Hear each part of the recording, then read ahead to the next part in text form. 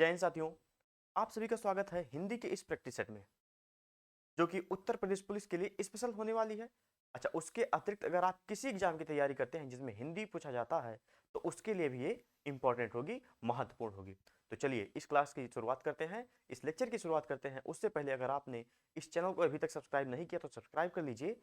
और उत्तर प्रदेश पुलिस वालों, तुम्हारा एग्जाम 17 फरवरी 18 फरवरी को ही होगा। और हाँ, सब्सक्राइब कर लीजिए, वीडियो को लाइक कर दीजिए। चलिए शुरुआत करते हैं। देखिए प्रश्न पढ़िए, क्या लिखा है कि निर्देश दिया है प्रश्न नंबर 1 और प्रश्न नंबर 2 के लिए। नीचे दिए गए वाक्यों के लिए एक शब्द का चयन करना है।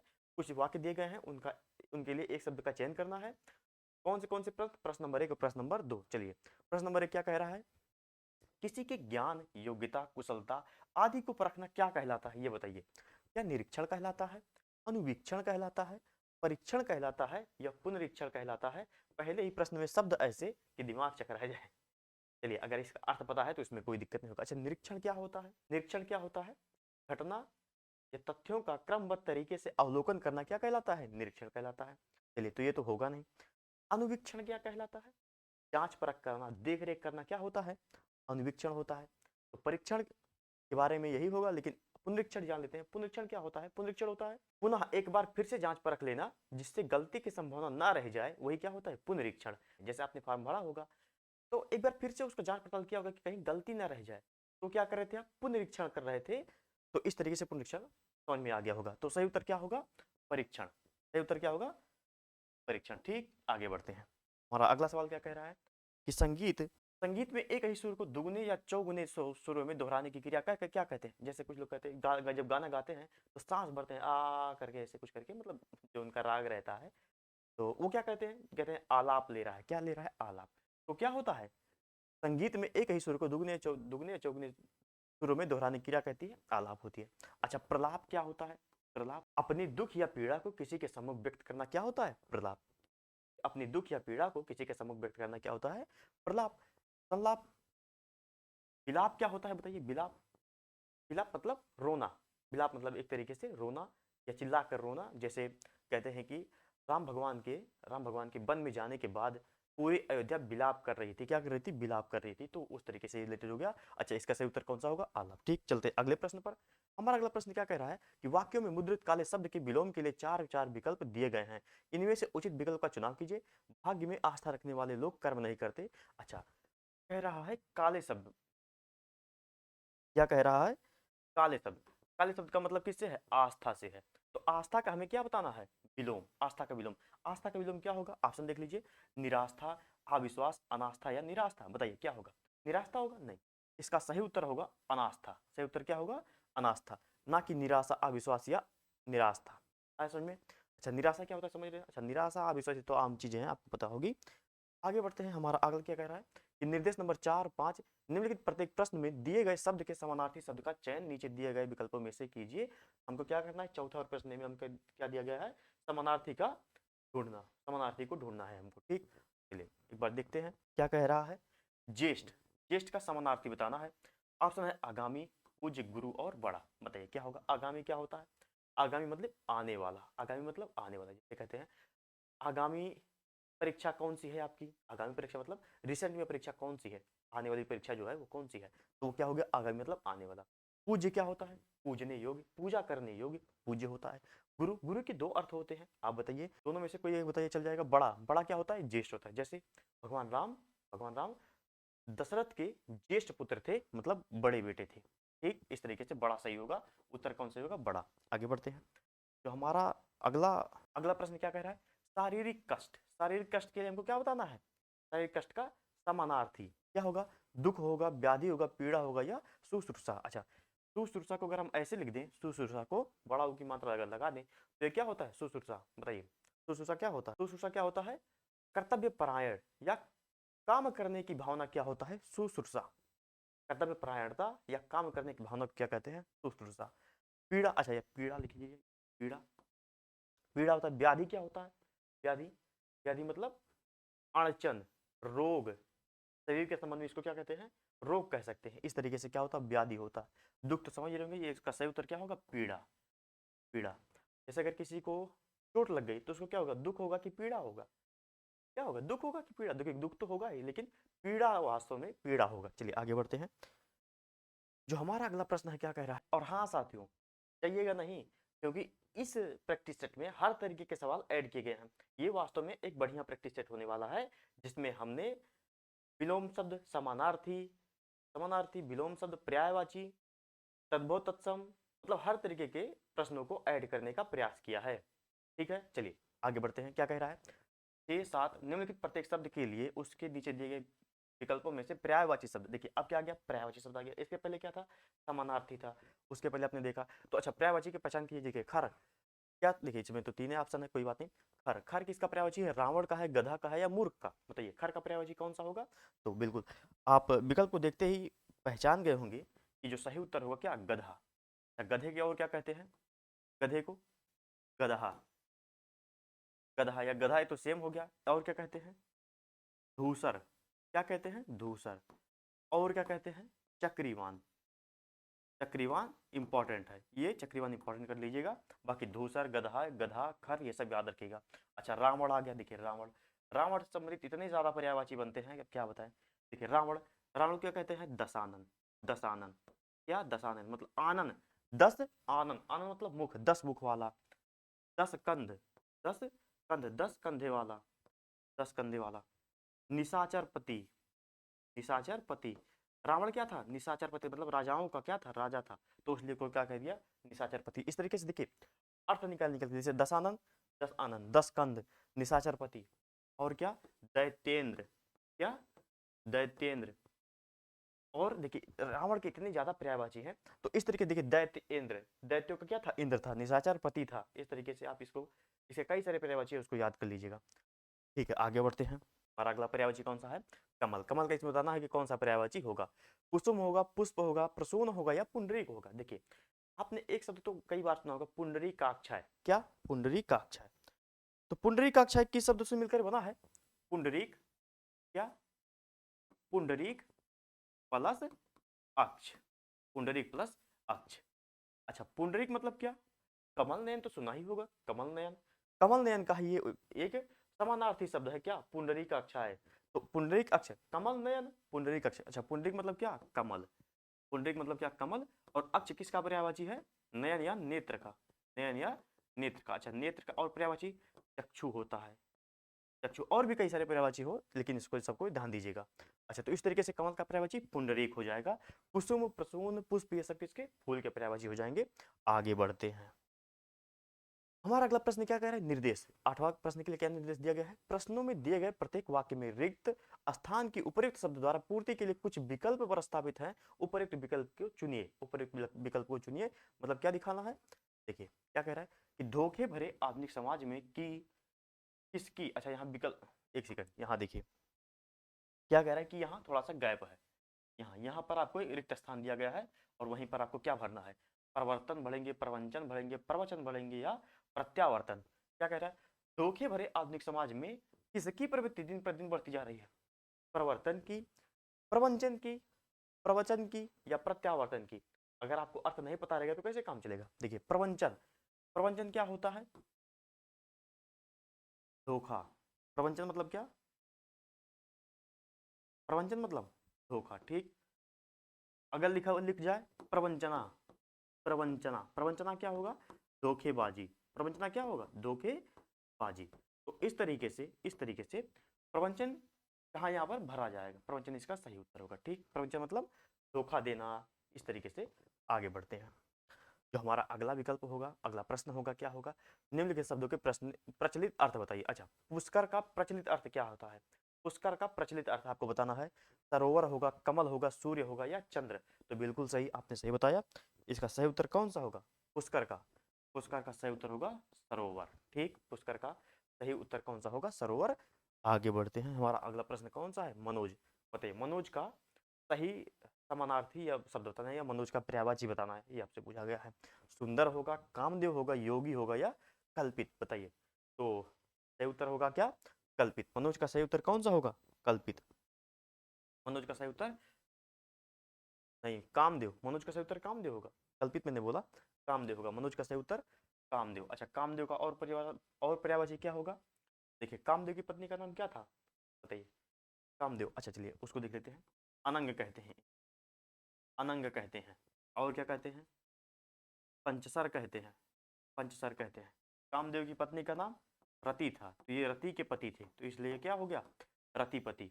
और भी पर्यायवाची हैं उनको आप देख लीजिएगा, ठीक, ये इसके लिए इंपॉर्टेंट है। तो मनोज का सही पर्यायवाची कामदेव। अच्छा, एक नाम में है, नाम से जैसे मनोज एक नाम है, इस तरीके से एक नाम से रिलेटेड है मनोज का कामदेव का पर्यायवाची, उसका अर्थ बताइएगा आप, मतलब उसको कमेंट कीजिएगा। आगे बढ़ते हैं।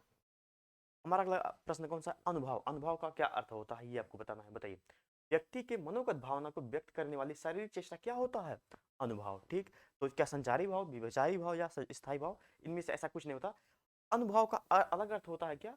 व्यक्ति के मनोभाव को व्यक्त करने वाली शारीरिक चेष्टा क्या होता है? अनुभव। तो इसमें सही उत्तर कौन सा होगा? ये डी, मतलब इनमें से कोई नहीं। आगे चलते हैं।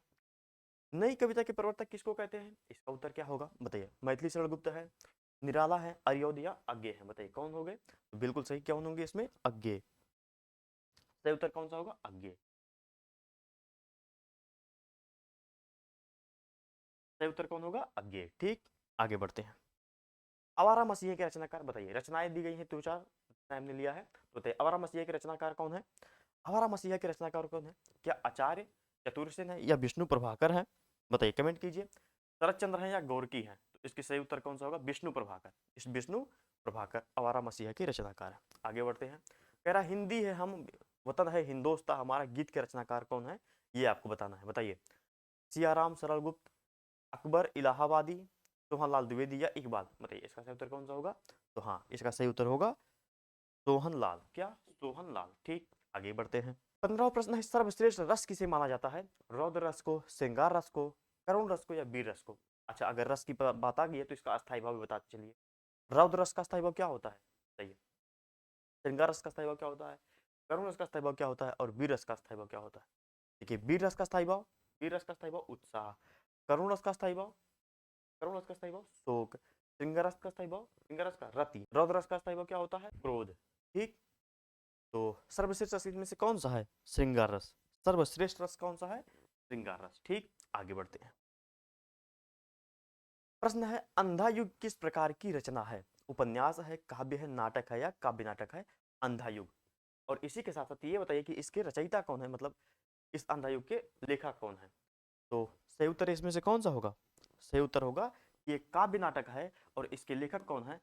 धर्मवीर भारती, धर्मवीर भारती, ठीक, याद रखिएगा। आगे बढ़ते हैं। जो हमारा अगला प्रश्न है कि निर्देश दिया गया है 17 से 18 निम्न प्रश्नों में शुद्ध वर्तनी वाले शब्द का चयन करना है। देखिए शुद्ध वर्तनी अब आ गया। प्रज्वलित, प्रज्वलित, प्रज्वलित, प्रज्वलित है, प्रज्वलित, प्रज्वलित, प्रज्वलित, इनमें से सही उत्तर कौन सा होगा बताइए? क्या होता है? प्रज्वलित होता है, प्रज्वलित होता है, या प्रज्वलित होता है, या प्रज्वलित होता है? तो इसमें सही उत्तर कौन सा होगा? इसमें से सही उत्तर होगा प्रज्वलित, ठीक। ऐसे में ये होगा इसका सही वर्तनी वाला शब्द। आगे बढ़ते हैं। जो हमारा अगला शब्द है सन्यासी, सन्यासी, सनासी या सन्यासी, तो इसमें सही उत्तर कौन सा होगा? इसमें क्या बताना है? सही शुद्ध वर्तनी। इसमें क्या बताना है? शुद्ध वर्तनी। तो कौन सा इसमें शुद्ध वर्तनी होगा? देखिए हम क्या पढ़ते हैं? सन्यासी, सन्यासी मतलब अंकबिंदी और आधाना दोनों होगा, इसमें ऐसा कुछ कहीं नहीं है। आगे बढ़ते हैं। हमारा 19वां प्रश्न कौन सा होगा? कुल 30 प्रश्नों की श्रृंखला है ये, जो कि हर दिन होने वाली है शाम को 8 बजे। नीचे दिए गए शब्दों के चार चार विलोम शब्द दिए गए हैं, सही विलोम शब्द का चयन कीजिए।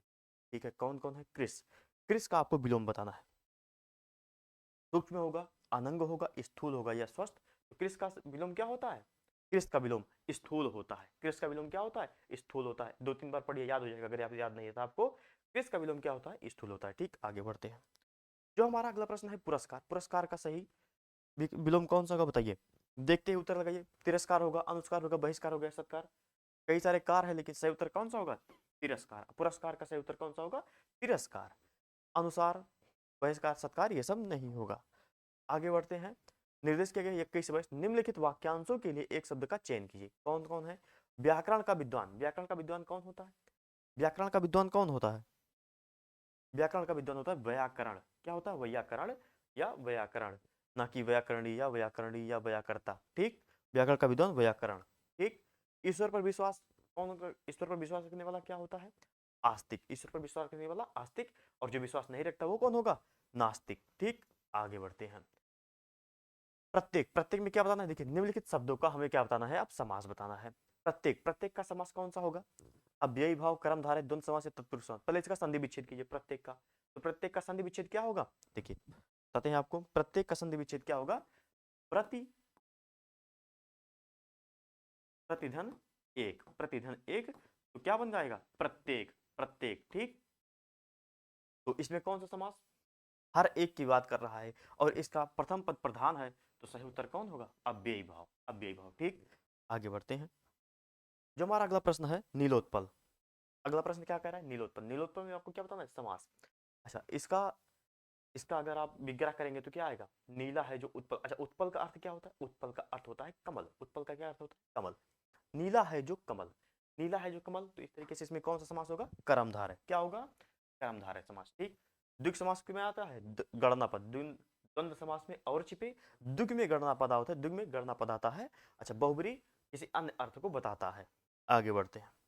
जो हमारा अगला प्रश्न है, मुहावरे का सही अर्थ बताना है। कुर्सी तोड़ना, मेहनत ना करना, अधिक श्रम करना, उपद्रव मचाना या सुंदर लिखना।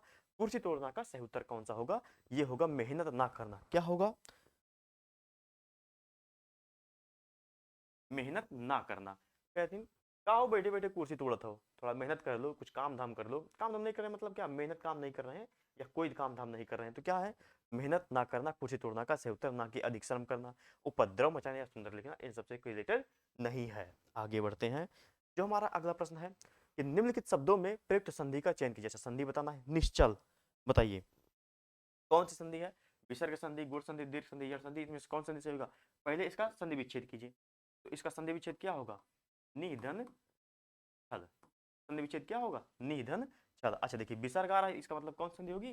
विसर्ग संधि होगी। जिसमें छल ना हो वो क्या होता है? निश्चल। ठीक, आगे बढ़ते हैं। जो हमारा अगला शब्द है कौन सा है? परिच्छेद। परिच्छेद में आपको क्या बताना है? संधि। तो इसका अगर आपको पता रहेगा क्या? संधि विच्छेद, संधि विच्छेद, तो आपको इसमें संधि बता पाएंगे कि गोल संधि है, व्यंजक संधि है, विसर्ग संधि है, दीर्घ संधि है, परिच्छेद पर संधि विच्छेद बताइए।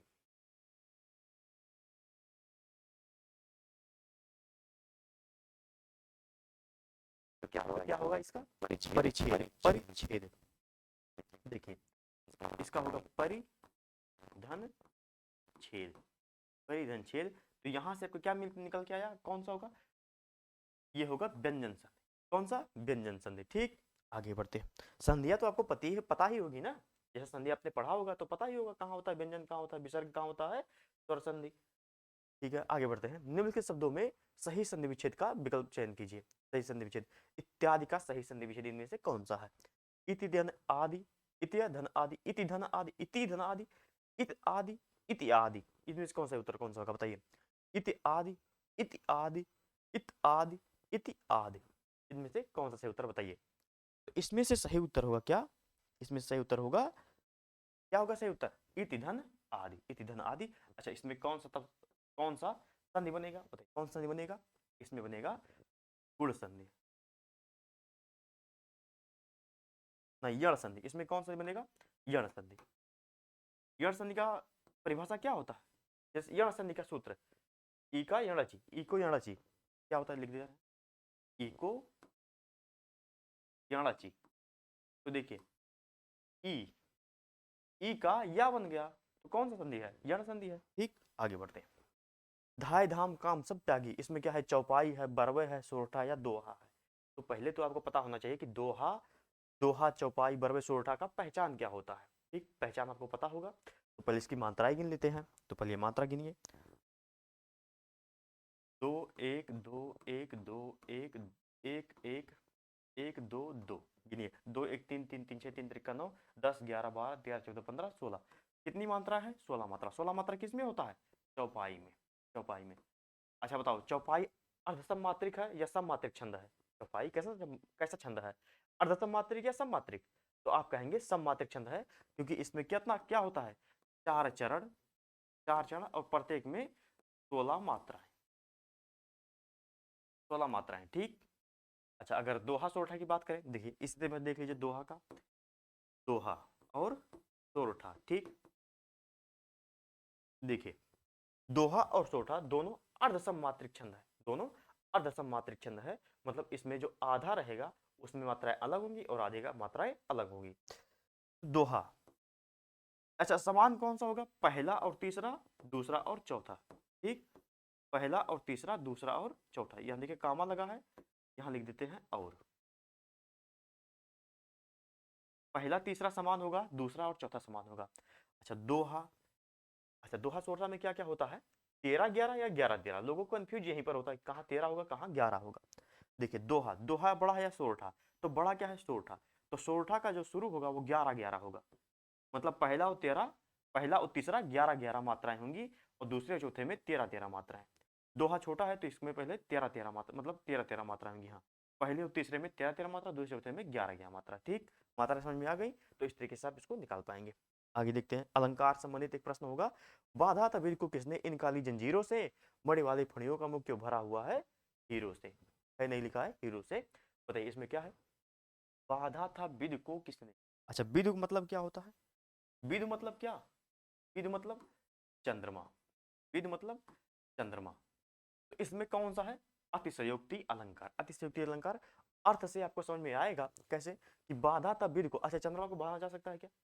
लेकिन ये बांध रहे हैं किसमें? काली जंजीरों। काली जंजीरें कौन सी? केस रूपी काली जंजीरें। केस मतलब बाल रूपी काली जंजीरें। तो यहाँ पर कौन सा है? अतिशयोक्ति अलंकार। ठीक, आगे बढ़ते हैं। जो हमारा अगला प्रश्न, अच्छा आगे होगा कि लास्ट है? ये देखिए, श्रृंगार रस कथा वो क्या होगा? रति। तो इस तरीके से आज का हिंदी का प्रैक्टिस सेट आपको कैसा लगा? इसके पहला वाला प्रैक्टिस सेट आपको कैसा लगा? हमने 2 प्रैक्टिस सेट अपलोड किया है, उम्मीद आपने दोनों देख लिया होगा। और अगर आप मैथ में कहीं आपको दिक्कत है तो बिल्कुल जाइए चैनल पर और वहां से अपने मैथ में जो परेशानी है उसको दूर कर दीजिए। जय हिंद साथियों, मिलते हैं आपसे अगले प्रैक्टिस सेट में इसी समय 8 बजे शाम को।